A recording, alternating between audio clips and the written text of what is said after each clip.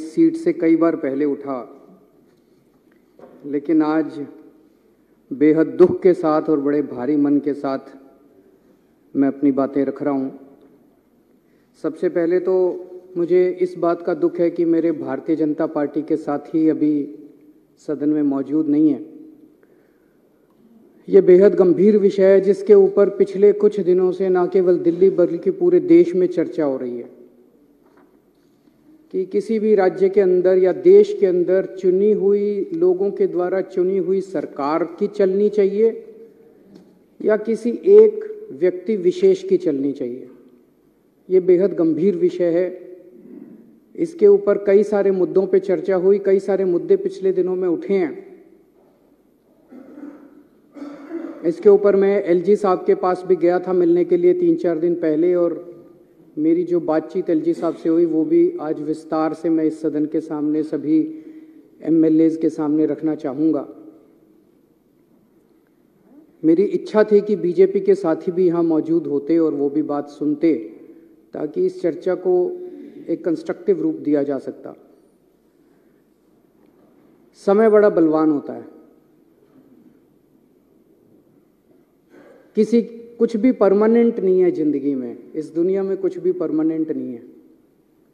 कोई अगर सोचे कि मेरी सरकार बन गई अब जिंदगी पूरे मेरी सरकार रहेगी, ऐसा नहीं होने वाला। आज मेरी सरकार है, कल हमारी सरकार नहीं होगी। हमारी सरकार 5 साल है, 10 साल है, 15 साल है, 20 साल है, कभी ना कभी तो बदलेगी। आज उनकी सरकार है, परमानेंटली उनकी सरकार नहीं होगी। आज है, कल है, परसों है, अगले दिन बदलेगी। आज दिल्ली में हमारी सरकार है, उनके एलजी हैं, केंद्र में उनकी सरकार है। कल अगर भगवान ने चाहा ऐसा भी हो सकता है कि केंद्र में हमारी सरकार हो।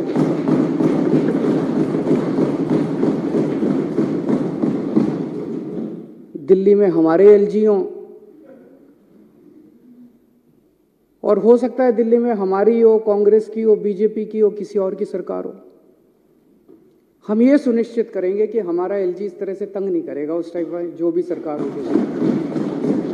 हम चुनी हुई सरकार की इज्जत करते हैं, हम लोगों की इज्जत करते हैं, लोगों के मत की इज्जत करते हैं, लोगों के वोट की इज्जत करते हैं, जनतंत्र की इज्जत करते हैं, हम संविधान की इज्जत करते हैं। दिल्ली में 2 करोड़ लोग रहते हैं। मैंने हमेशा कहा है कि ये 2 करोड़ लोग एक परिवार हैं। हमने हमेशा इसको एक परिवार माना है। इस परिवार में लोगों के जब भी कोई सुख दुख होते हैं, हम हमेशा सुख दुख में काम आते हैं। इन 2 करोड़ लोगों में जो बच्चे हैं, इनके जो बच्चे हैं वो मेरे बच्चे हैं। मैं उनको हर्षिता और पुलकित से अलग नहीं समझता, उनको मैं अपना बच्चा समझता हूं। उनको मैं अपना बच्चा समझता हूं। तो जितनी अच्छी शिक्षा मैंने हर्षिता और पुलकित को दी है, उतनी अच्छी शिक्षा मैं दिल्ली के एक एक बच्चे को देना चाहता हूं। ये मेरा मकसद है, और उसी मकसद से हम लोगों ने शिक्षा के ऊपर, क्योंकि मुझे ये लगता है कि अगर हमने अपने बच्चों को अच्छी शिक्षा दे दी तो देश का भविष्य बनेगा, बच्चों का भविष्य बनेगा तो देश का भविष्य बनेगा। उसी को मद्देनजर रखते हुए हमने शिक्षा पे इतना खर्चा भी किया, इतने अच्छे शानदार स्कूल बनाए। जो सबसे ज्यादा आज स्कूलों के नतीजे बहुत अच्छे आ रहे हैं। लोग अपने बच्चों को प्राइवेट स्कूल से निकाल के सरकारी स्कूलों में भर्ती कर रहे हैं। शायद 75 साल, आजादी के 75 साल के बाद पहली बार ऐसा हुआ है। उसमें सबसे बड़ा योगदान हमारे टीचर्स और प्रिंसिपल्स का है,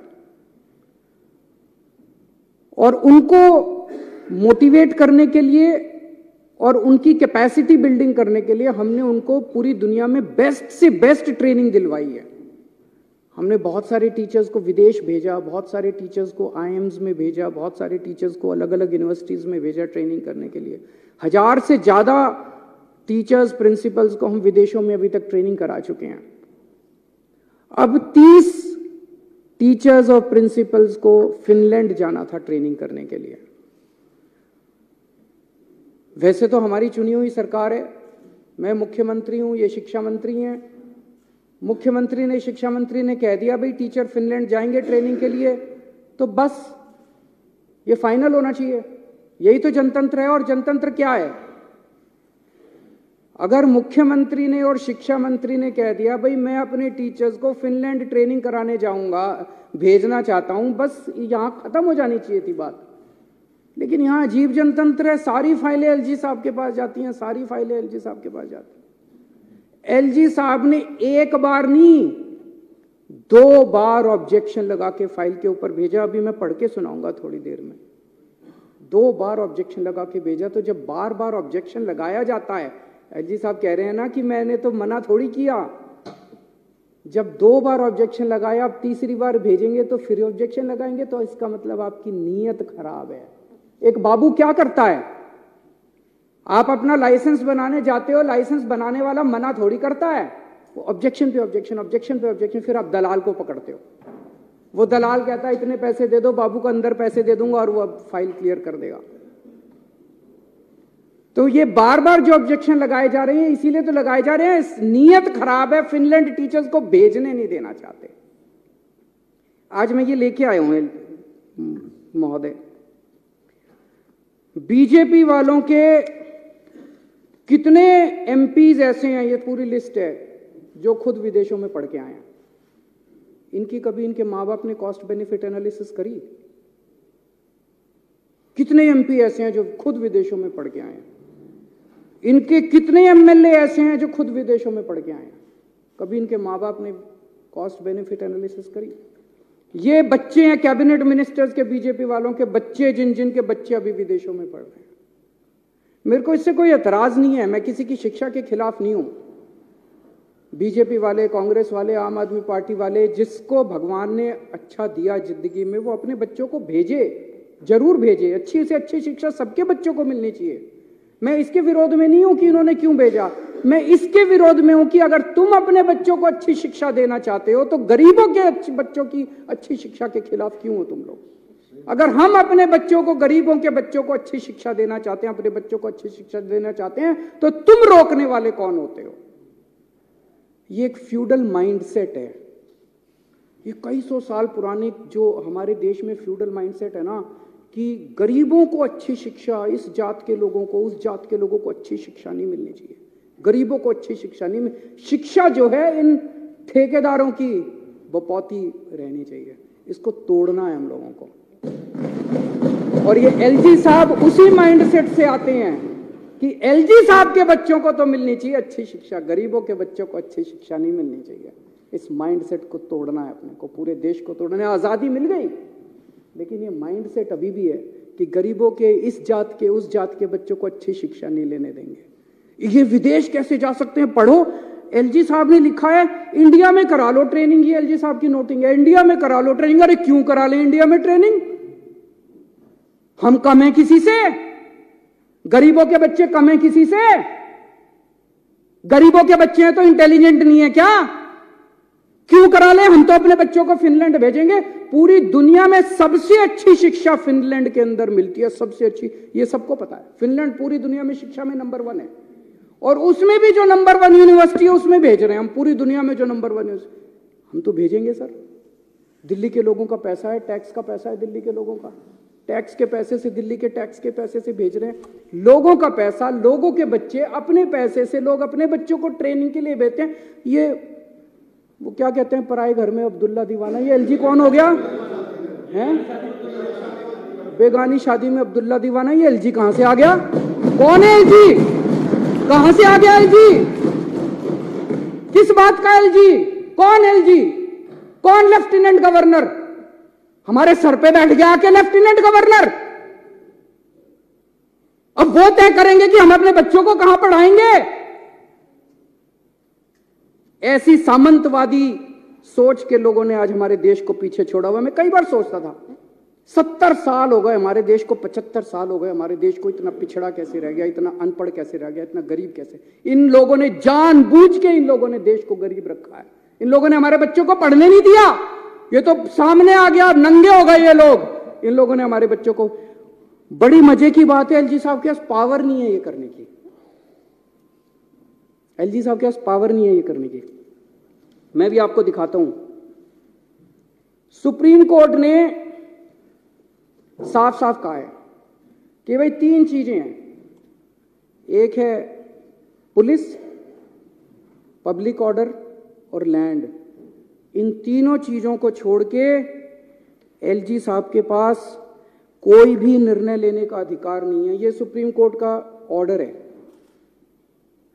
2018 4 जुलाई 2018 को ये ऑर्डर पास किया था सुप्रीम कोर्ट ने। सुप्रीम कोर्ट तो देश की सर्वोच्च अदालत है, वो तो सबको माननी पड़ती है ना। इसमें से मैं पढ़ के सुनाता हूं। इसमें लिखा हुआ है पैरा 284। अब तो सबको रट गया होगा पैरा भी, कल 3 दिन से मैं बोल रहा हूं। 284.17 पैरा, इसमें लिखा है the lieutenant governor has not been entrusted with any independent decision making power.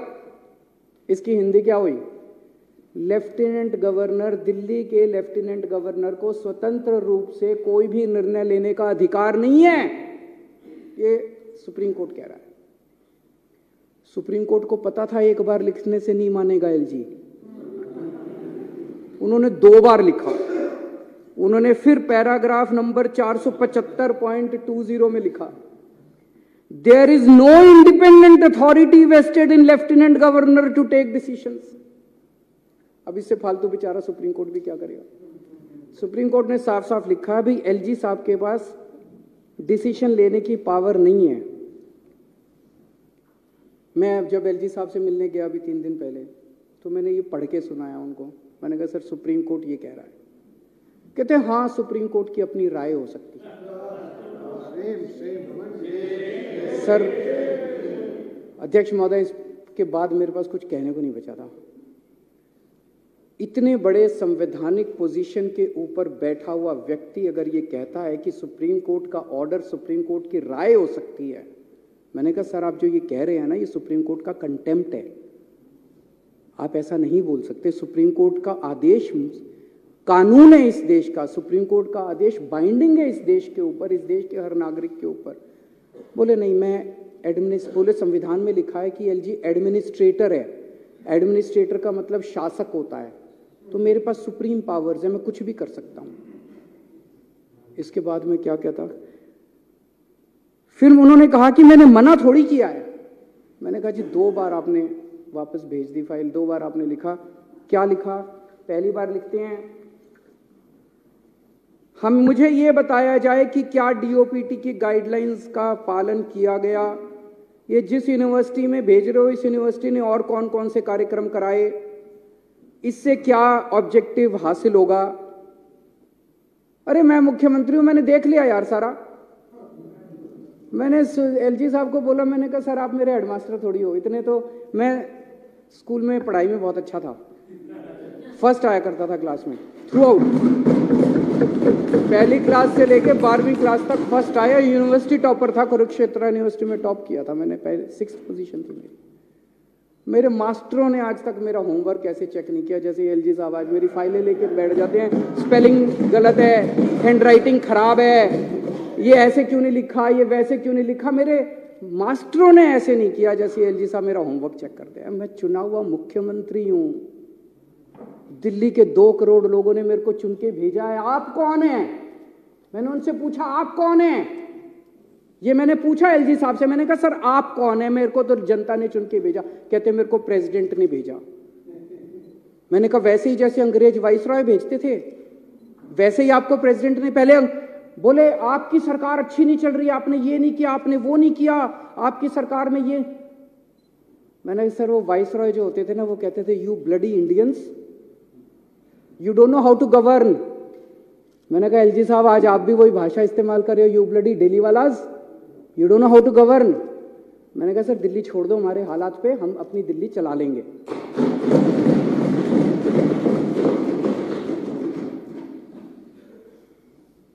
कहते हैं कॉस्ट बेनिफिट एनालिसिस कराओ।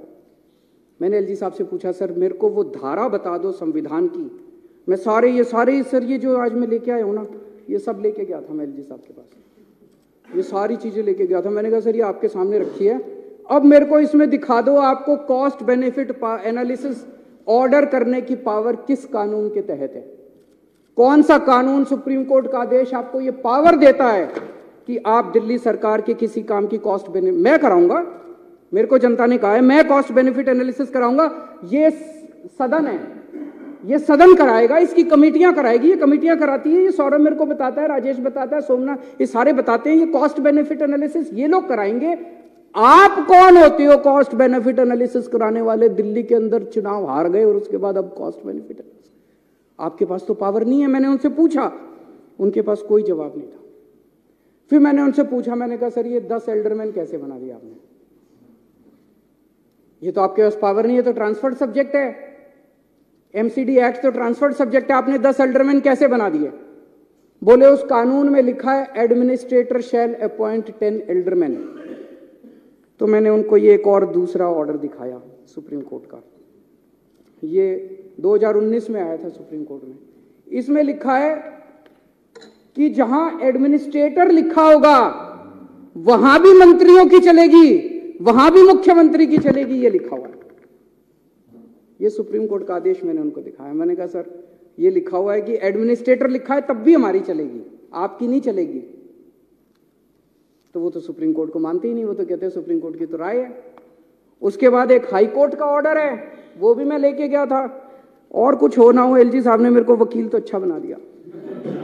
ये 1998 का जजमेंट है ओपी पावा, इसमें साफ साफ लिखा है, मोटर व्हीकल्स एक्ट में डेफिनेशन है lieutenant governor, government of Delhi means lieutenant governor. इसमें लिखा है सारी पावर दिल्ली सरकार की होगी, सारी पावर मुख्यमंत्री की होगी। तो अगर एडमिनिस्ट्रेटर भी लिखा है, लेफ्टिनेंट गवर्नर भी लिखा है, तब भी सारी पावर दिल्ली सरकार की है, एलजी साहब की पावर नहीं है। ये सारा मैंने उनको बताया, पर वो तो माने ही नहीं, वो तो बोले कि मैं एडमिनिस्ट्रेटर हूं। फिर मैंने कहा सर आप आजकल रोज चीफ सेक्रेटरी को ऑर्डर दे देते हो, मतलब रोज सवेरे उठते हैं, अपना लेटर हेड मंगाते हैं, लेटर हेड में लिखते हैं चीफ सेक्रेटरी इसको यहाँ का चेयरमैन बना दो, और चीफ सेक्रेटरी को भेज देते, चीफ सेक्रेटरी लागू करा देता है। हम मुंह बाके देखते हैं, हम तो क्या हो गया, ये टीवी में चल रहा है, अखबार में आ गया, इसको लिख देते हैं, ये इसको एल्डरमैन बना दो, इसको यहाँ का ये बना दो, इसको। ये चल क्या रहा है? मैंने एलजी साहब से पूछा, मैंने कि चीफ सेक्रेटरी को सीधे ऑर्डर कैसे देते हो? मुख्यमंत्री मंत्री इनके थ्रू फाइलें क्यों नहीं जाती? सीधे चीफ सेक्रेटरी को ऑर्डर दे देते हो आप किसी भी सब्जेक्ट के ऊपर। बोले मैं शासक हूं, मैं एडमिनिस्ट्रेटर हूं, मैं कोई भी ऑर्डर दे सकता हूं, किसी को भी ऑर्डर दे सकता हूं। ना तो वो संविधान मानने को तैयार हैं और ना वो सुप्रीम कोर्ट के ऑर्डर मानने को तैयार है। मैंने उनसे पूछा, मैंने कहा सर ये योगा क्यों बंद करा दिया? मोहल्ला क्लिनिक के अंदर चुनाव के, एमसीडी चुनाव के नतीजे 7 तारीख को आए थे, उसके 2 महीने पहले से सारे डॉक्टरों की तनख्वाह बंद करा दी, सारे मोहल्ला क्लिनिक के रेंट बंद करा दिए, सारे मोहल्ला क्लिनिक की बिजली बंद करा दी, बिजली के बिल पेमेंट बंद करा दी, सारे टेस्ट बंद करा दिए। मैंने कहा सर ये क्यों करा दिया? दिल्ली जल बोर्ड की 3 महीने से सारी पेमेंट बंद। बड़ी मजे की बात है कि 7 तारीख को नतीजे, 8 तारीख को मोहल्ला क्लिनिक की सारी पेमेंट हो गई। तो नीयत खराब थी।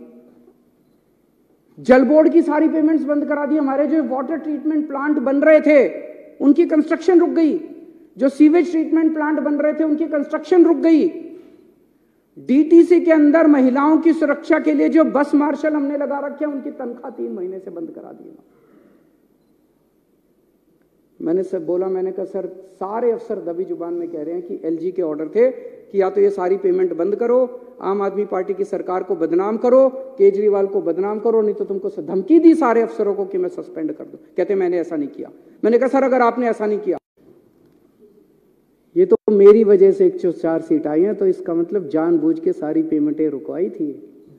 बोले अब देखना तुम्हारी 7 की 7 सीट लोकसभा में बीजेपी की आएंगी और अगली बार तुमको मैं चुनाव नहीं जीतने दूंगा विधानसभा का।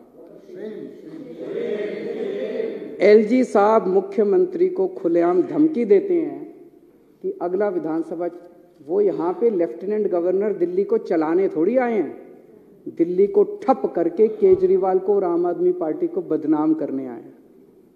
हम राजनीति करने नहीं आए सर, हम यहाँ राजनीति करने नहीं आए, हम लोगों की सेवा करने आए हैं। चुनाव जीते ना जीते, राजनीति लगी रहती है, चुनाव आते जाते रहते हैं। देश जरूरी है, लोग जरूरी है, लोगों की जिंदगी जरूरी है। लोगों को इतनी प्रताड़ना करके, लोगों के मोहल्ला क्लिनिक बंद करा के, लोगों के पानी बंद करा के, लोगों की बिजली बंद करा के अगर आप चुनाव जीतना चाहते हो, चुनाव आपको मुबारक। हम लोगों की सेवा करेंगे। हम आपकी तरह नहीं गिर सकते, हम आपकी तरह इतनी गंदी हरकतें नहीं कर सकते। एक प्रश्न यह उठता है कि अगर चुनी हुई सरकार की कोई पावर ही नहीं है तो इस देश की आजादी की लड़ाई क्यों लड़ी थी? हमारे लोगों ने इसलिए थोड़ी लड़ी थी कि एक वाइसरॉय जाएगा और एक लेफ्टिनेंट गवर्नर आके बैठ जाएगा, इसलिए तो आजादी की लड़ाई नहीं लड़ी थी। तो अध्यक्ष महोदय, अपने देश की आजादी को बरकरार, हम तो सारे आंदोलन से निकले हुए लोग हैं, आजादी को बरकरार रखने के लिए, जनतंत्र को मजबूत करने के लिए, संविधान को मजबूत करने के लिए हमें जो भी कुर्बानी देनी पड़ेगी हम सारे मिलकर वो कुर्बानी देंगे। लेकिन जनतंत्र को और देश की आजादी को इस तरह से हम खराब बिल्कुल नहीं होने देंगे। ये जो सौरव का प्रस्ताव है, मैं इस प्रस्ताव का पूरी तरह से समर्थन करता हूं।